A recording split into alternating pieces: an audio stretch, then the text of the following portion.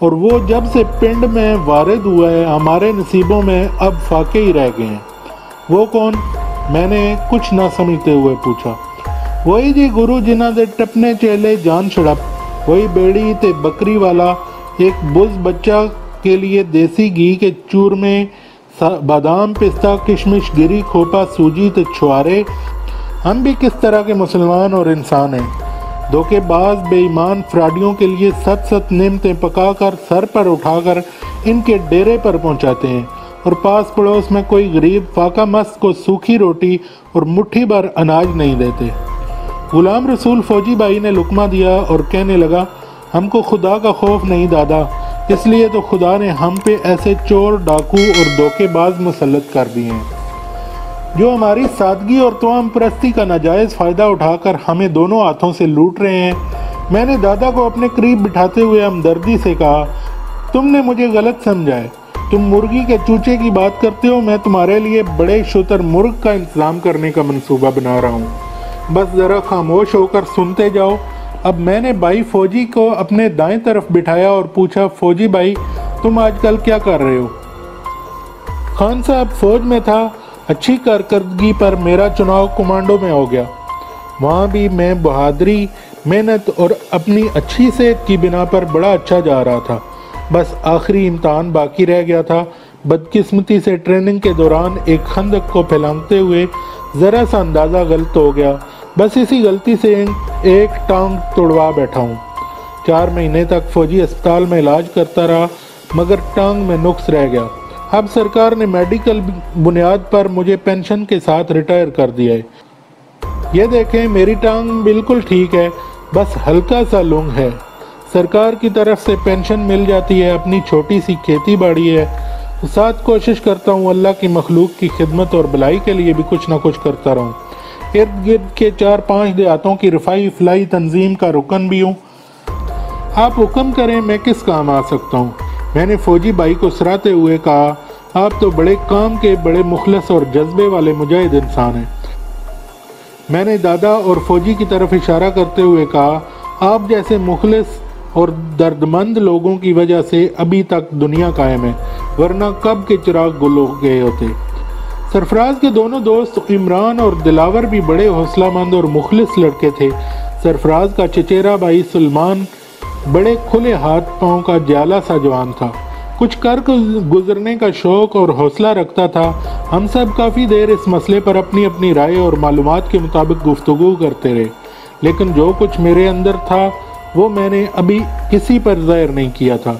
گلوکار بچوں کو نیند آ رہی تھی، بیر چوکیدار گھنگروؤں والی بڑی سی ڈانگ کے ساتھ چکر لگا رہا تھا۔ دادا اور بچوں کو کل پھر ملنے کے وعدے پر بھیج دیا گیا۔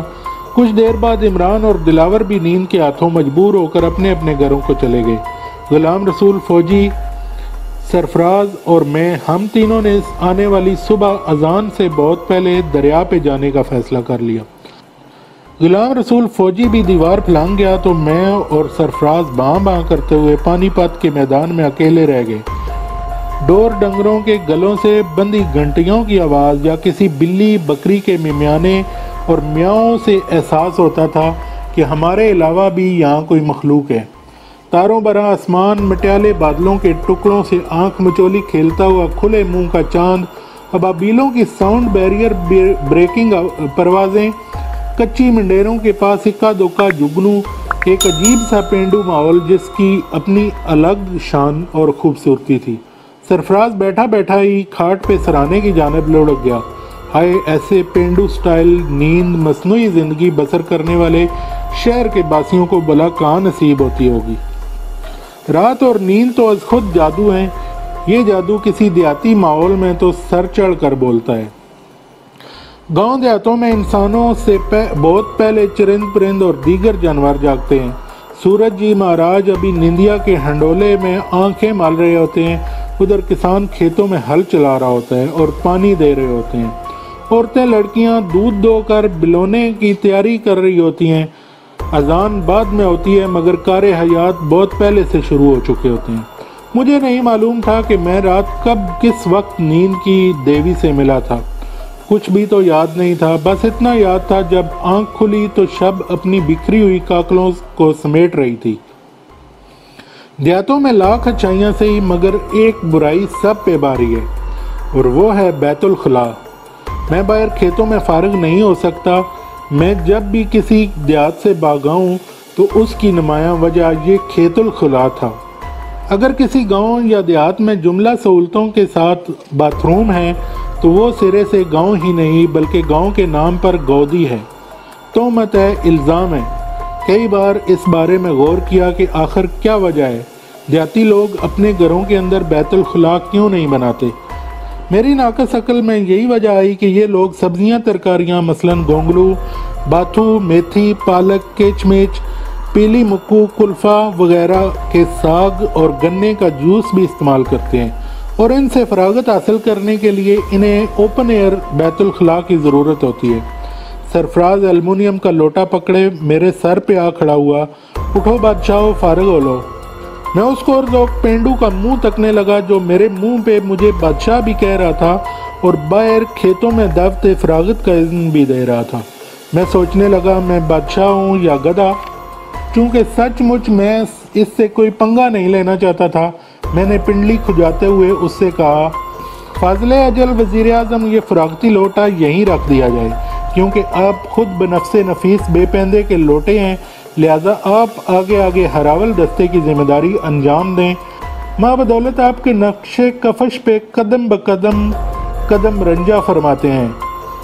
वो मेरा मुंह तकने लगा, शायद सोच रहा था कि सुबह सुबह मुझे कोई मुगल आज़मी किस्म का दौरा पड़ा है। वो मुझे कोई जवाब देने के बजाय लोटे समेत बाहर निकल गया। ज़िंदगी में शायद पहली मरतबा उसने कोई अक्लमंदी दिखाई थी। अगर वो कोई अच्छा बुरा सा जवाब दे देता तो हम दोनों यहीं फारिग थे, फिर बाहर खेतों की जानिब जाने की आदत न रहती। बहरहाल मैंने अक्लमंदी दिखाई और चंद मिनटों बाद उसे जा लिया। बड़े तेज़ गाम बने हुए हो, रात को डकोसी सी मुर्गी मैदे में पंजे मार रही है या पेट पतला पड़ रहा है। मैंने उसे तेज़ तेज़ जाते हुए देखकर पीछे से कहा, मगर मुझे फिर एक बार अचंभे का सामना करना पड़ा कि वो फिर खामोश था। वो पेंडुआना रफ्तार से आगे आगे बढ़ रहा था। ऊंचे नीचे रास्ते, पानी बाड़े, खेतों के किनारे बने खुद रो कांटेदार झाड़ियाँ, रास्ते, राह की हर चीज़ वो फलांगता, हटाता, गिराता, इलाका संडास तक आ पहुँचा। ये वो मुकाम था जहाँ बड़े बड़ों के नाक जलते हैं, जहाँ करीब करीब इलाके का हर मर्दो जन अखराज मादियत पेश करने खरामा खरामा खींचा चला आता है। चादर से मुंह ढांपे, हाथों से तहबंद का पल्लू उठाए, एक दूसरे से आंखें कतराते हुए कि जैसे देखा ही नहीं। जहां ओट आड़ ऊंच नीच देखी वहीं तहबंद का तंबू तान लिया। आलम ताजील या किसी और वजह से बाज़ पार्टियां इतनी करीब फरोकश हो जाती थीं कि बिन पूछे मालूम हो जाता था कि इनके यहाँ गुजरी रात गोभी पकी थी या गोत बाथू का साग। हर ज़रूरतमंद यहाँ डेरा जमाने से पहले खंगूरा ज़रूर मारता था। गुड मॉर्निंग के अलावा इसका मकसद पास करीब 2-4 फुट के फासले पर ब्रजमान पार्टी को अपनी आमद से खबरदार करना भी होता था। पेंडू लेडीज ज़रा जोड़ और जम कर बैठती थी। रात का खाया पिया, घर खावन की ताज़ा रिपोर्टें, सास की बीमारी, देवरानी जेठानी की आवाजारी, रिश्ते नातों की बात, तवीज़ धागे, जेवरात, कमेटियों की तारीखें इधर ही तय होती थी। अक्सर वहीं पे ऑन ड्यूटी बाकायदा लड़ाइयाँ कोसने और नाकाबिले शुनीद इल्ज़ाम तराशियाँ भी सुनने को मिलती। ज़रा साथ परे मर्द हजरात दम साधे पड़े हुए होते थे। कई अपने मुतल्लक गलत सलत इल्ज़ाम सुनकर बर्दाश्त ना करते और वहीं एक दूसरे से दस्तों की रिबाँ हो जाते थे। यहाँ सिर्फ लड़ाई की बिस्मिल्लाह करते हैं, बाकायदा जंगो जदल वापस गारा आकर डांस सोटों से होती थी। यहाँ फरागत के बाद तारत के लिए कुदरत और किसानों की जानिब से वाफर इंतज़ाम होता था। मट्टी की डेलियाँ डेले, घास पत्ते, रजबाओं, आड़ों, सों में बहता हुआ ताज़ा पानी, इसी तरह कुदरत ने इनके नाश्ते का बंदोबस्त भी इधर ही किया होता था। उधर फारग हुए तो उठते ही एक आध मूली, गाजर, गोंगलू या ककड़ी उखाड़ी, पास बहते हुए पानी पे बैठकर सब कुछ धोया, पत्ते वगैरह उधर ही फेंके, नाश्ता करते हुए वापसी पे कुएं पे गुस्ल किया और घर आ गए। मैं भी बिल्कुल इसी तरह फारिग होकर सरफराज के पीछे खामोशी से वापस घर आ गया। ہم نے باہر سے ہی دیکھ لیا تھا کہ فوجی غلام رسول، دلاور، عمران اور سرفراز کا چچا زاد بھائی سلمان حسین میں بیٹھے ہمارا انتظار کر رہے ہیں۔ اندر داخل ہونے سے پہلے سرفراز نے مجھے دروازے کے پاس روک کر کہا، خان تجھے پتہ ہے تو میرے لیے ایک چھچھوندر ہے؟ میں نے اس کی بات پہ ذرا سا غور کرتے ہوئے جواب دیا، مجھے یہ تو پتہ نہیں کہ میں تمہارے لیے چھچھوندر ہوں یا نہیں، البتہ یہ ضرور جانتا ہوں کہ میں اپنی چاچی کا کاغا ہوں۔ چلو مان لیا میں ایک چھچھوندر ہوں، مگر یہ بتاؤ تم کیا ہو؟ سرفراز نے کسمسا کر فوراً جواب دیا، میں ایک کرونڈیا سانپ ہوں۔ تم میری دوستی کے الگ میں پھنسے ہوئے ہو اور میں نہ تو تمہارے بغیر رہ سکتا ہوں، نہ تمہارے ان پھڈے بازیوں کی وجہ سے تمہیں برداشت کر سکتا ہوں۔ تم کہنا کیا چاہتے ہو؟ مجھے غصہ آ گیا۔ میں کیا کہوں، تم اپنی حرکتوں سے باز تو آنا نہیں۔ ابھی مشکل سے ایک ہی دن تمہیں یہاں آئے ہوئے ہوا ہے، تم نے آتے ہی ملنگ والا ماز کھول دیا ہے۔ خدا کے بندے، تم نے دنیا کو سدھارنے کا ٹھیکہ لیا ہوا ہے۔ تم اپنی نبیڑو دوجوں سے واسطہ کم رکھو۔ دیکھو یہ سب لوگ تمہارے بلاوے پہ بیٹھے تمہارا انتظار کر رہے ہیں۔ کچھ کرنے سے پیشتر مجھے یہ ضرور بتاؤ کہ تم کیا کرنا چاہتے ہو۔ یہاں کے طور طریقے۔ میں نے اس کے منہ پر ہاتھ رکھ دیا۔ یار جی، میں کوئی ایسا کام نہیں کرنے جا رہا جو غلط ہو اور تمہارے لیے باعث بےعزتی ہو۔ میں تو وہ عام آپریشن کرنے جا رہا ہوں جو تم مقامی لوگوں کو بہت پہلے ہی کر دینا چاہیے تھا، لیکن تم لوگ تو صرف اپنے درد، اپنے گھر کے مسائل، اپنی ذات کے ساتھ دلچسپی رکھتے ہو۔ دین کے ساتھ کیا ہو رہا ہے، معاشرہ اور عوام الناس کس کھڈ میں گر رہے ہیں، اس سے تمہیں کوئی سروکار نہیں۔ یار ہم کیسے بے حس، خود غرض اور ظالم لوگ ہیں۔ ہم میں سے ہر مسلمان ایک دوسرے کا بھائی ہے۔ یہ ہمارا اپنا ملک ہے۔ ہماری سوچ یہ نہیں ہونی چاہیے کہ یہ غلط ہے تو ہوا کرے، ہمیں کیا۔ ہمیں ملک دشمن، سماج دشمن، اخلاق دشمن، قانون شکن اور اپنے دین کے دشمنوں پہ گہری نظر اور گرفت رکھنی پڑے گی۔ اب آؤ اس ملنگ کی جانب۔ میں اللہ کے فضل سے یقین سے کہتا ہوں کہ یہ مسلمان ہی نہیں، چہ جائے کہ تم لوگ اسے سید کہتے ہو۔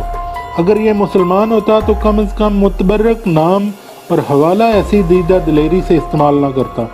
تم نے بھی کچھ نہ کچھ پڑھا ہے، تاریخ کا مطالعہ اور دین کی کتابیں، پیغمبروں کے حالات پڑھے ہیں۔ اب تم ہی بتاؤ، خواجہ خضر علیہ السلام کی کون سی کشتی تھی جو یہاں انڈیا کی سرحد کے قریب اس ملنگ کے ڈیرے کے اندر ظاہر ہو گئی؟ یہ بکری والا قصہ بھی دیکھو۔ میں پورے وثوق سے کہتا ہوں یہ جعلسازی سے بکری کے بچے کی کھال پہ محمد رسول اللہ لکھا ہوا ہے، اور اس بچے کو حشیش یعنی بھنگ کے پتے کھلا کر نیم خوابیدگی کے عالم میں رکھا جاتا ہے۔ اس کے سارے چیلے چانٹیے، فراڈیے اور منشیات کے عادی ہیں۔ تم یہ سب کچھ اتنے وثوق سے کیسے کہہ سکتے ہو؟ تم نے تو ان لوگوں کو آج ہی دیکھا ہے۔ تم میں اور مجھ میں بس یہی ایک فرق ہے، تم اوپر کے پانی کی تھیلا مچھلی ہو اور میں اتھلے پانی میں تیرتا ہی نہیں۔ کستورا مچھلی کی مانند تہ سے مونچھ کی نوک ملا کر رکھتا ہوں، بس 2-4 روز کی بات ہے، دودھ کا دودھ اور پانی کا پانی تمہارے سامنے آ جائے گا۔ میں نے اسے مزید دلاسا دینے کی خاطر اس کے شانے پہ ہاتھ رکھتے ہوئے کہا، یار کیا تیری عزت میری عزت، نفع نقصان علیحدہ علیحدہ ہیں؟ پھر جو کام نیکی کی خاطر اللہ کی مخلوق کی بلائی کے لیے کیا جائے اس میں ڈرنا کیا؟ یہ باتیں ہو رہی تھی کہ دادا میراسی بھی آ پہنچا۔ ہم تینوں اندر آ گئے۔ لسی، شربت، پراٹھے سے ناشتے کے بعد ہم سب اکٹھے دریا کی جانب چل دیے۔ راستے میں ساری باتیں میں نے اپنے ساتھیوں کو سمجھا دی۔ اپنے پلان کے مطابق دادا، عمران اور دلاور کو ہم نے آدھے رستے پہ اعوانوں کے ڈیرے کے پاس چھوڑ دیا۔ میں، سرفراز اور سلمان ابھی ملنگ کے ڈیرے سے کوئی آدھ فرلانگ دور ہوں گے کہ مؤذن نے وہی نغمہ الوہیت شروع کر دیا جس میں اللہ سبحانہ تعالیٰ کی شان ربوبیت، ختم المرسلین کے مقام محبوبیت کی گواہی، راہ فلاح و بہبود کی نشاندہی اور اس اکبر و برتر کے حضور سجدہ ریز ہونے کی دعوت دی گئی۔ ملنگ کے ڈیرے تک پہنچتے پہنچتے اذان اپنے اختتام تک پہنچ گئی۔ ڈیرے کے باہر ایک طرف کچا سا تھڑا بنا ہوا تھا جس پہ مٹی کے 2 گڑھے الٹ کر رکھے ہوئے تھے، ان پہ سفیدی سی پھری ہوئی تھی۔ 2-4 مٹی کے لوٹے، ایک آدھ پھٹی پرانی پرالی کی چٹائی بھی لپٹی ہوئی دری تھی۔ ہم چٹائی تھڑے پہ بچھا کر سنتیں ادا کر کے بیٹھ گئے۔ اب ادھر ڈیرے سے بھی کوئی نماز کے لیے آئے۔ ہم تینوں بار بار ادھر درختوں کے جھنڈ کی جانب دیکھ رہے تھے، ادھر خواجہ خضر کی کشتی اور مقدس بکری کا بچہ، ان کے مجاور شاید ابھی تک نیند یا کسی نشے کی ترنگ میں مدوش پڑے تھے۔ فرض کی ادائیگی کے لیے ابھی خاصا وقت تھا۔ لبے دریا ہونے کی وجہ سے فضا میں قدرے خنکی اور تازگی کی مہک رچی ہوئی تھی۔ دریا کے کنارے بیلے میں بسنے والے پاک پلید جانوروں اور پرندوں کی مدھم بلند مہین آوازوں سے محسوس ہوتا تھا کہ یہاں بھی زندگی بیدار ہو چکی ہے، مگر شاہ جی کے ڈیرے میں ہنوز سکوت مرگ طاری تھا۔ کچھ وقت اور اسی اندیشہ دور دراز میں گزر گیا۔ سلمان نے آہستہ سے کہا، بہتر ہے نماز ادا کر لی جائے۔